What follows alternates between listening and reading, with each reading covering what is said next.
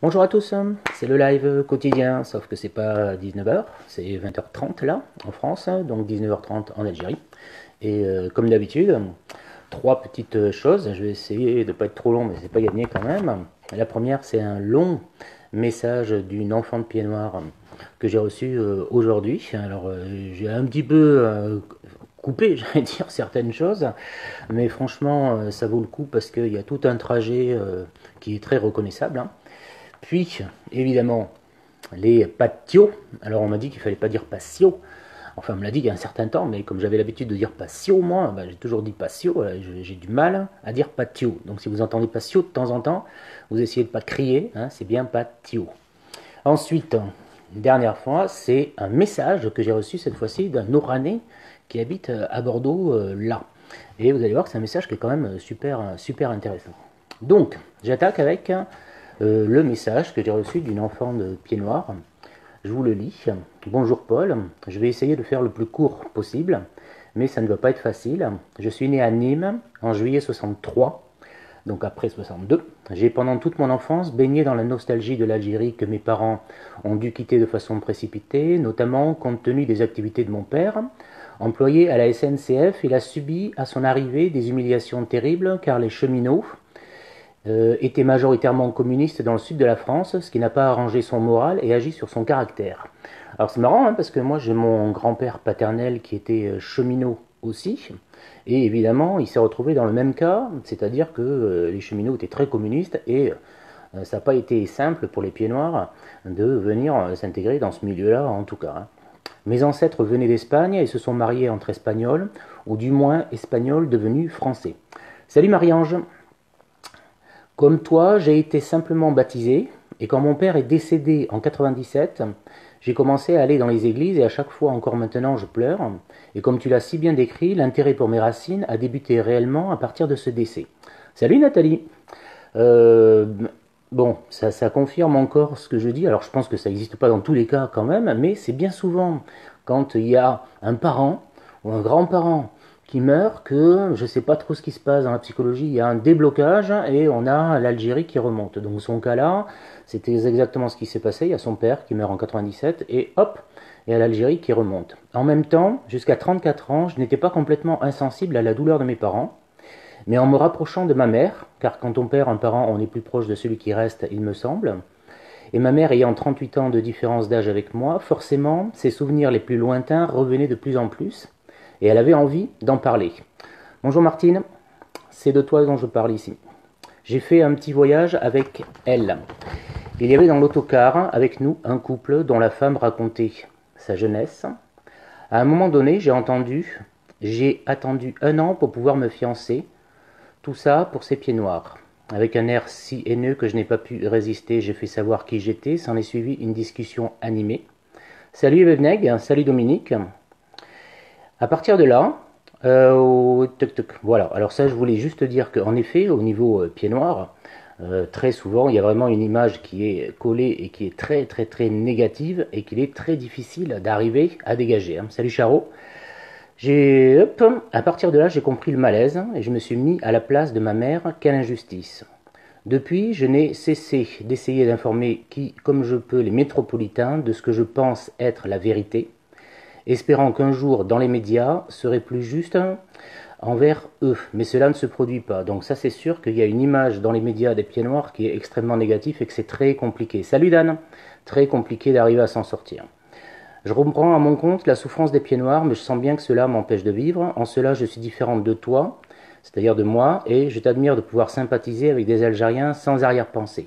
C'est-à-dire qu'en effet, quand on est comme ça dans un milieu pieds noirs et qu'on est attaqué en permanence, on se retrouve quand même aussi à avoir des questions qu'on se pose sur les Algériens, et c'est pas évident de régler le problème, même si moi j'ai jamais eu ce problème là vraiment, mais je pense que c'est parce que j'étais pas dans un milieu pieds noirs, si bien que moi les Algériens j'ai jamais vraiment eu d'animosité ou de problème pour aller vers eux, hein, donc c'était pas vraiment un problème. Contre toute attente, et ça c'est intéressant aussi parce que je me suis retrouvé un peu dans la même chose.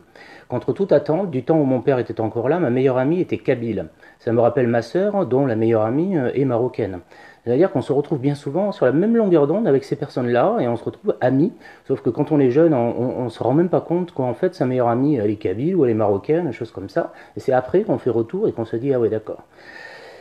Mais elle se sentait tellement française qu'on ne parlait pas de l'Algérie. Par contre, quand son père est décédé, elle est revenue de son enterrement en Algérie métamorphosée.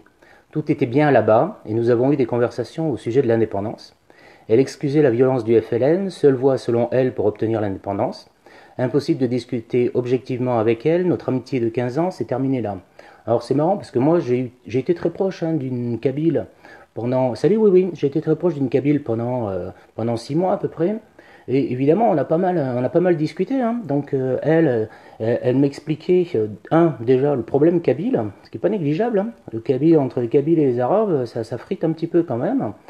Et ensuite, les conditions de vie qu'il y avait pour ses parents et ses grands-parents dans l'Algérie française. Et puis moi, je lui ai expliqué de l'autre côté le problème pieds noirs quand même, c'est-à-dire d'où arrivaient les pieds noirs. Et on ne s'est jamais tapé dessus en revanche. Hein. Et ça, je trouve que c'est dommage que cette personne se soit séparée de son ami là, parce qu'en fin de compte, moi, je sais que les deux, quand j'étais avec cette fille-là, les deux, on a vraiment énormément échangé et on s'est beaucoup apporté. C'est-à-dire que moi, je lui ai expliqué énormément de choses sur quand même d'où arrivaient les pieds noirs. Hein. Et puis elle m'expliquait quand même des choses que je ne pouvais pas connaître moi, hein, c'est-à-dire comment vivaient ses parents et ses grands-parents dans l'Algérie française. Donc ça c'est quelque chose moi qui m'a énormément apporté ce contact avec les Kabyles, sans compter le problème kabyle hein, qui n'est pas négligeable. Je suis partagé concernant le fait d'aller en Algérie. Si j'y vais, ce sera en priorité pour chercher la tombe de mon grand-père à Périgueux. Mais ça, c'est juste normal, ça. C'est-à-dire que moi, quand j'y suis allé la première fois, de toute façon, c'est vrai que j'avais une seule chose en tête quand même. Enfin non, c'est pas vrai que j'avais pas qu'une seule chose, mais enfin, c'était crucial. C'était inimaginable pour moi d'aller à Oran et puis de pas aller voir l'appartement de ma mère ou la maison, l'appartement de mon père, la maison de mon arrière-grand-mère, etc. Enfin, c'était juste inimaginable. Et j'allais dire, les Oranais là-bas savaient que j'avais ce besoin-là. Donc, ils m'ont amené voir à droite et à gauche tout ce que j'avais à voir. C'est la deuxième fois quand j'y suis retourné que j'avais plus ce besoin du tout et que j'ai demandé à personne de m'amener sur les lieux familiaux. Parce que je pense que la deuxième fois, on en a plus spécialement besoin. Mais la première, en revanche, ça me paraît juste indispensable. Salut Annie! Peut-être t'accompagnerai-je, ouais, l'association qui s'occupe des cimetières a des difficultés à la retrouver, la tombe, bah ça c'est sûr, parce que à Périgueux, dès qu'on sort des grandes villes, les cimetières, c'est quand même pas évident. Hein. Peut-être t'accompagnerai-je lors d'un voyage en Algérie, mais il faut que l'idée fasse son chemin. Si tu as une idée pour que je parvienne à voir ce retour à mes racines sous un autre angle, je suis preneuse. Alors l'autre angle, hein, j'ai un peu répondu dans le message, l'autre angle, c'est en tout cas l'angle que j'ai pris moi, c'est-à-dire ne pas s'occuper des discours idéologiques, parce qu'alors on s'en sort pas. Hein. Alors Nathalie me dit beaucoup de choses à apprendre d'un côté comme de l'autre. Pour moi c'est une évidence. Pour moi c'est une évidence que les conflits idéologiques en grande partie n'ont pas d'intérêt. Par contre si on arrive à discuter et à essayer de comprendre, et pas essayer de convaincre, hein, essayer de comprendre comment ça fonctionne dans la tête de l'autre, c'est-à-dire nous, essayer de comprendre comment ça fonctionnait dans la tête des Algériens avant 62, et eux, qu'ils essaient de comprendre exactement d'où arrivent les pieds noirs, et comment ça fonctionnait dans leur tête à eux aussi, je pense que on y gagne, et on est une génération qui peut le faire ça. En revanche, de mon point de vue, hein, et c'est mon point de vue à moi je ne suis pas en train de prêcher autre chose, c'est mon point de vue, s'engager dans les batailles idéologiques, alors là, c'est vraiment quelque chose qui est piégeux pour moi, hein, c'est vraiment le piège absolu, parce que je compare souvent ça à des sables mouvants, hein, c'est-à-dire que dès qu'on met le pied dans, je sais pas, OAS, hein, FLN, ceci, cela, mais c'est fini, on est embarqué dans quelque chose hein, et on ne peut plus jamais en ressortir. Et ça, je considère que c'est très piégeux, alors que si on va en Algérie, là-bas, il se passe des choses qui sont très spéciales, qui n'ont rien à voir avec ce qui se passe en France.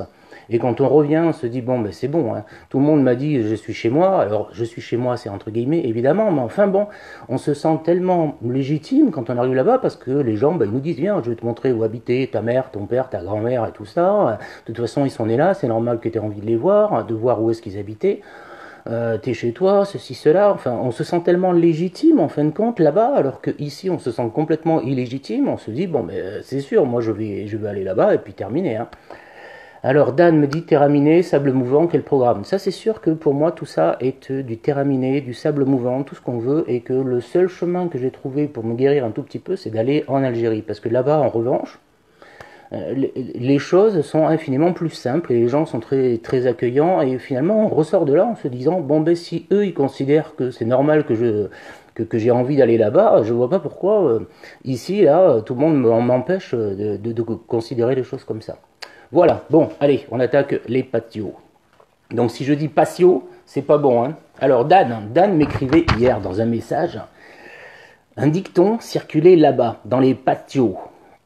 A mi casa, je vais essayer de le faire à l'espagnol un petit peu, même si je ne parle pas super bien. A mi casa, no comemos, pero nos riemos más.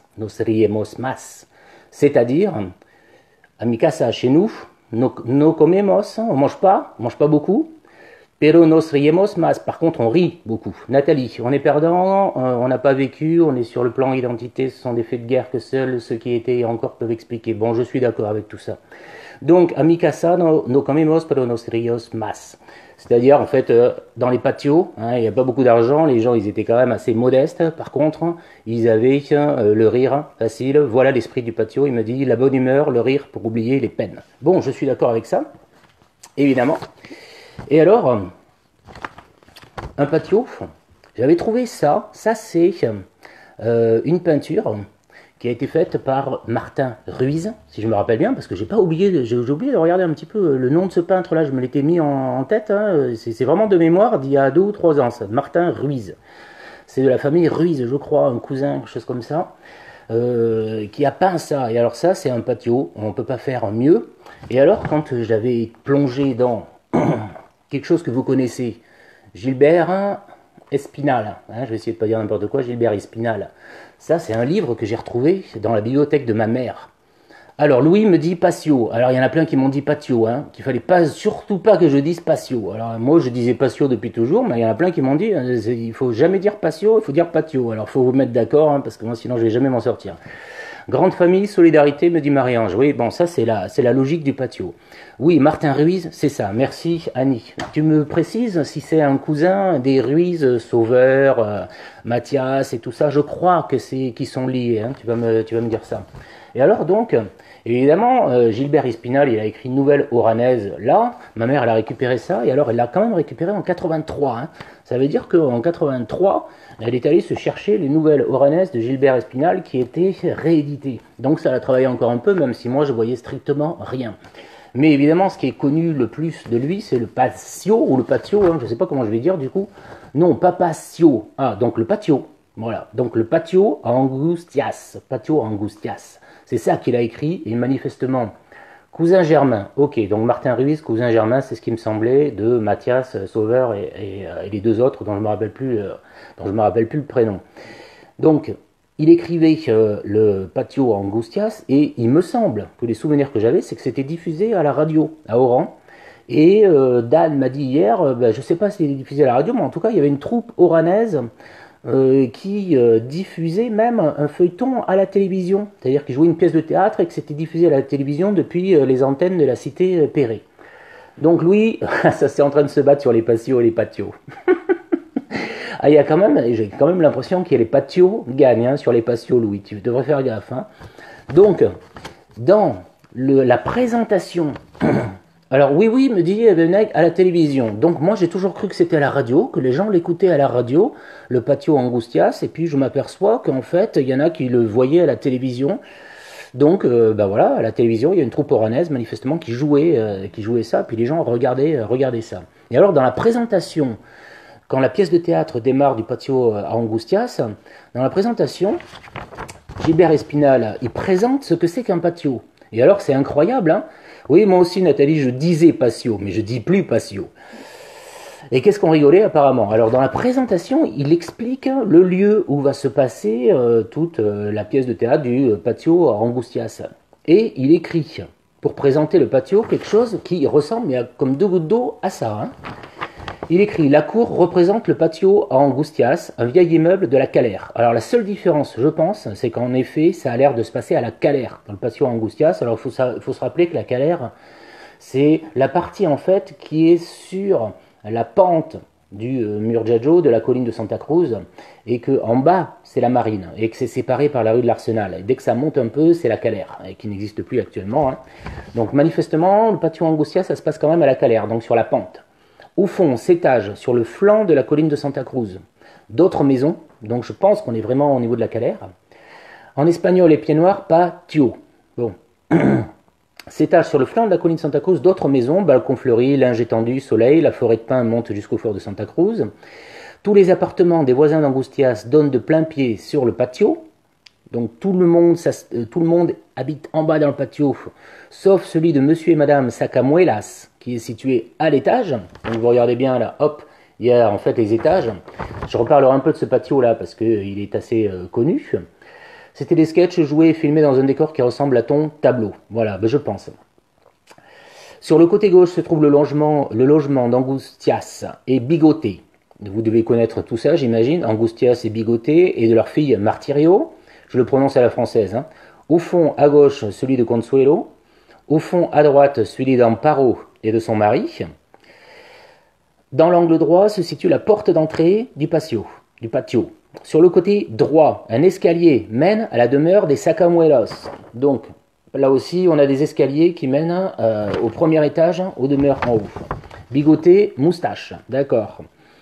Devant chaque porte, sur le côté droit, un escalier mène à la demeure des Sacamuelas. Sous cet escalier s'ouvre la porte de la grand-mère et de la golondrina. La golondrina, je ne sais pas qui c'est, mais ça a l'air d'être un bon personnage parce qu'on la retrouve aussi dans les Nouvelles Oranaises, qui reprend pas mal de personnages en fait de la pièce. Devant chaque porte, on remarque un baquet avec sa planche à laver, géranium et bégonia en pot et en caisse aux fenêtres et le long des murs. Des cordes sont tendues auxquelles sont accrochés des tuyaux. Et ça a coupé, mais me revoilà. Donc c'est le décor du patio à Angustias. Et en fait, ce patio-là, c'est pas le patio de la Calère, c'est le patio qu'on appelle la messagerie. Alors la messagerie, c'est un vieux patio qui en fait s'appelle comme ça parce que c'était un endroit, une poste de diligence dans le temps, donc on appelle ça la messagerie, mais en fait c'est le patio Ortigosa. Alors j'ai revu un peu tout ça avec Annie, heureusement que Annie était là parce que sinon j'aurais peut-être raconté des petites choses un peu plus vagues, mais là maintenant je suis hyper clair dans ma tête. Donc le patio Ortigosa. Ortigosa parce que monsieur Ortigosa vendait et fabriquait surtout des bateaux, et on voit que dans cette cour-là, il y a des bateaux. Et le patio Ortigosa, pour ceux qui connaissent un peu, je sais pas trop si vous êtes tous des pros de la marine, ici là j'avais récupéré un plan qui se trouvait sur le site d'un bonhomme qui s'appelle El Chumino, et qui fait pas mal de... patio, il faut que j'arrive à penser à patio, c'est pas si évident que ça. Donc qui tient un site en fait sur la marine surtout, et il avait fait un plan avec tous les patios qui se trouvent à la marine là. Alors il faut savoir que cette marine là, il reste plus rien. Enfin je l'ai déjà dit de temps en temps là, mais enfin il reste plus rien de tout ce qu'il y avait là.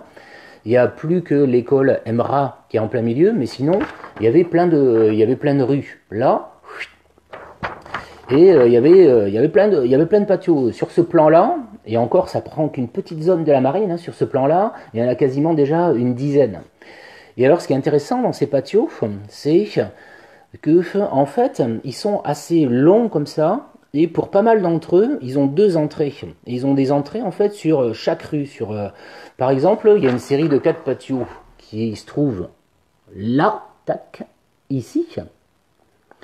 Et en bas, c'est la rue de l'Arsenal, et au-dessus, c'est la rue Léonie. Ça veut dire que, en fait, le patio, il se trouve entre les deux, et il y a une entrée par une rue, la rue de l'Arsenal, et il y a une autre entrée, à moins que ça serve enfin, je pense que ça sert d'entrée et de sortie, de toute façon, de l'autre côté, rue Léonie. Et on a trois patios parce qu'au milieu il y a le patronage. Alors, heureusement qu'Annie était là parce que moi je croyais que c'était le nom d'un patio et que c'était patio nage, quelque chose comme ça. Non, c'est le patronage Don Bosco qui était dans le coin là. Et à côté, on a un patio Pozo, c'est-à-dire le puits, merci Annie, un patio Olmo, c'est-à-dire l'Olme, un patio Fantasma.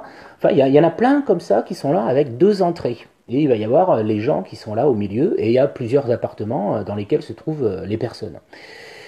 Ensuite, qu'est-ce que je voulais dire là-dessus? Ce que je voulais dire là-dessus quand même, c'est que bien souvent, ces patios-là, ces grands appartements, bien souvent, c'était des demeures espagnoles qui arrivaient avant les Français qui étaient là, avant les Français et même en fait avant les Turcs. Parce que j'ai un assez joli témoignage d'une personne qui a habité. Le mec me dit des patronages, il y en avait dans beaucoup de quartiers. Oui, je sais par exemple à Choupeau, il y avait d'ailleurs le patronage Don Bosco. À Choupeau, c'est là qu'était mon père, il m'en a beaucoup parlé, ça s'en est pas mal rappelé. Et je sais plus comment s'appelait la directrice, elle était assez connue, madame. Je sais plus, j'ai plus le nom, tant pis.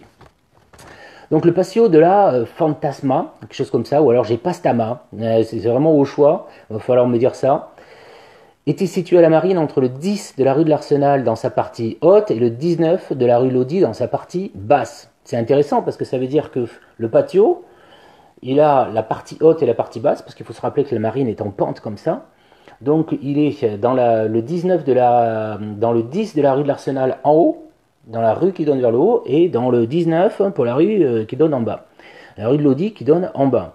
C'était à l'origine, et là c'est intéressant, c'était à l'origine un palais espagnol composé de 2 étages à l'air libre et de 2 étages aveugles de lumière naturelle et artificielle. Donc ces patios-là qu'on a partagés en appartement, à l'origine, c'était en fait des palais espagnols, enfin des palais, je ne sais pas si on peut dire ça comme ça, en tout cas des grands appartements espagnols qui devaient être construits avant les Ottomans, c'est-à-dire entre 1732 et 1790.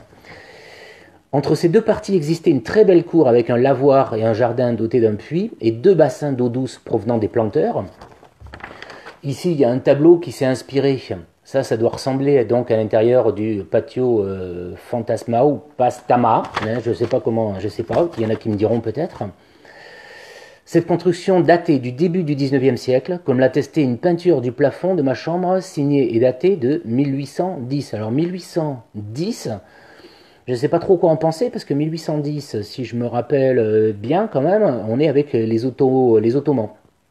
Donc bon, je ne sais pas trop, alors c'est peut-être la première période espagnole juste avant.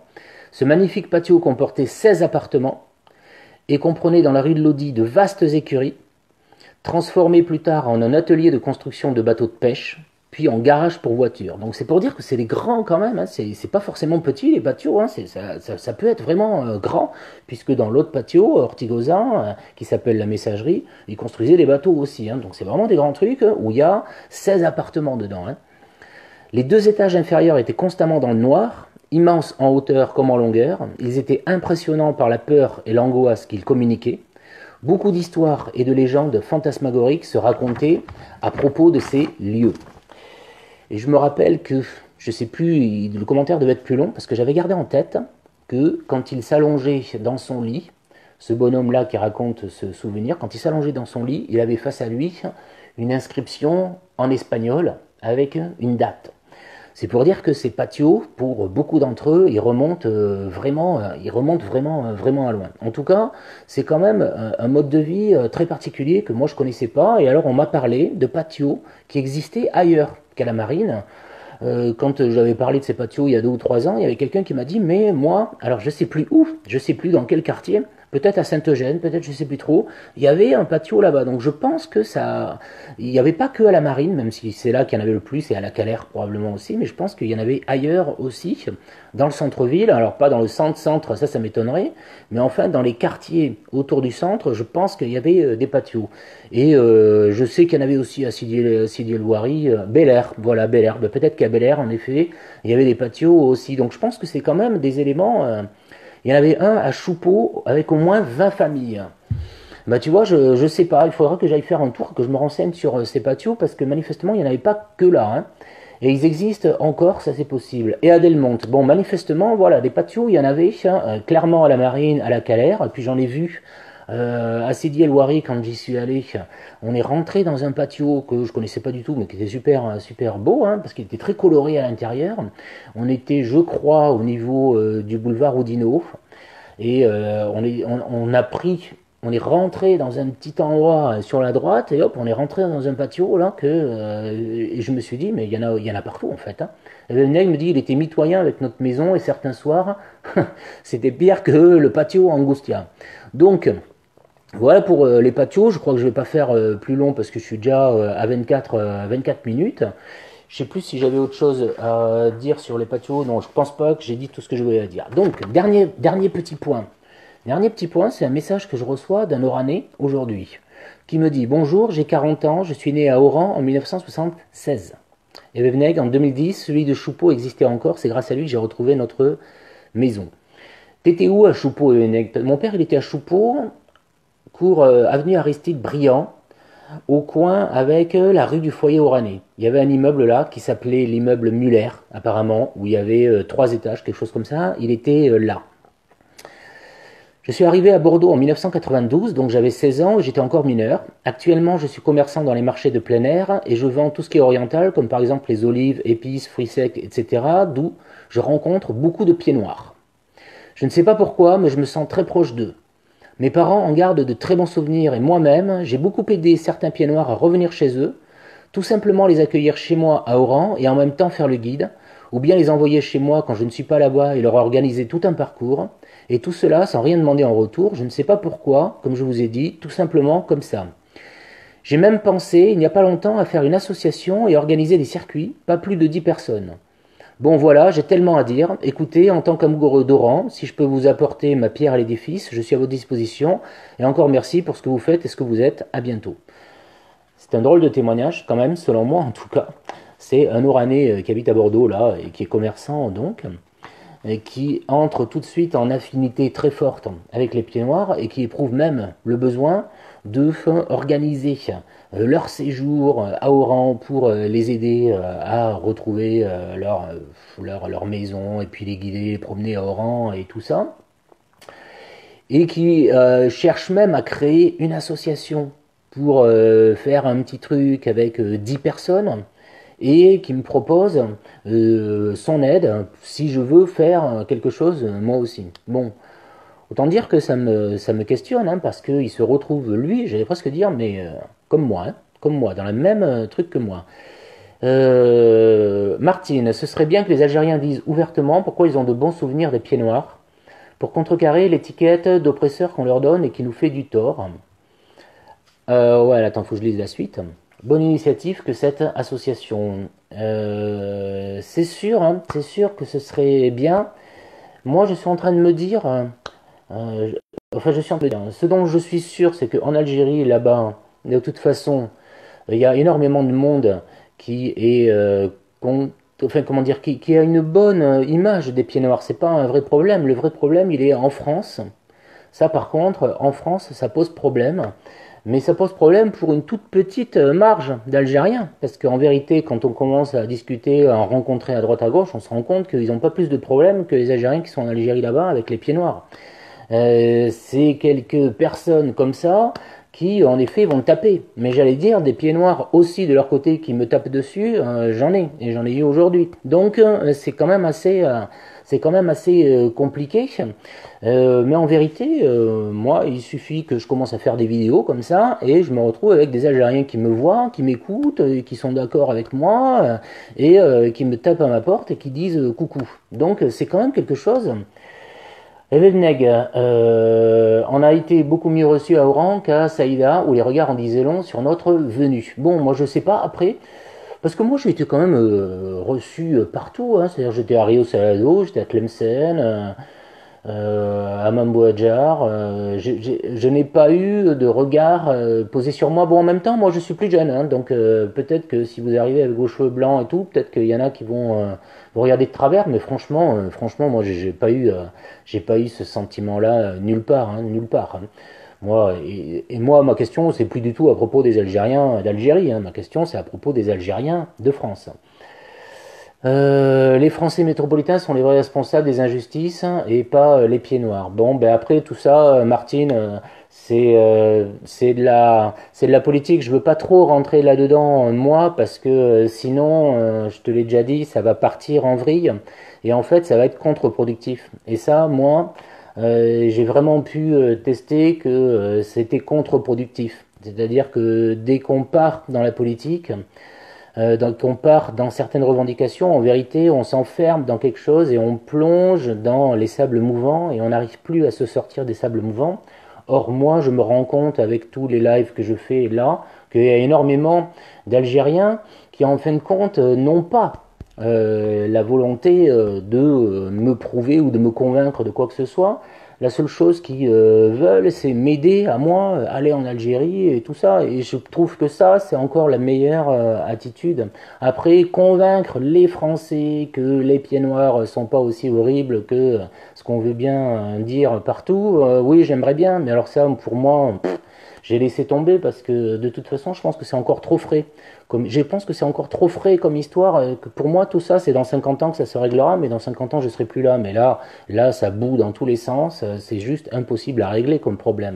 Moi, je pense que la seule chose que j'ai à faire ici, c'est à dire aux gens, non, mais l'Algérie, il n'y a pas de problème. Et il faut y aller en plus parce que ça fait énormément de bien. Là-bas, on est super bien reçus. Et en fait, je suis en train de me rendre compte qu'il y a plein d'Algériens ici qui sont dans le même état d'esprit, mais qui sont prêts à m'aider à aller là-bas, à m'aider à monter un petit groupe pour amener du monde là-bas. Bon, enfin, je me rends compte que voilà, c'est un grand discours idéologique qui est au-dessus de nos têtes, mais qu'en bas, là, ben, en bas, c'est tout simple. En bas, c'est tout simple. Et c'est ça le plus important pour moi, c'est qu'en bas, c'est tout simple, parce que moi, je suis pas en haut, je suis en bas. Bon, voilà, je vous remercie en tout cas d'avoir participé.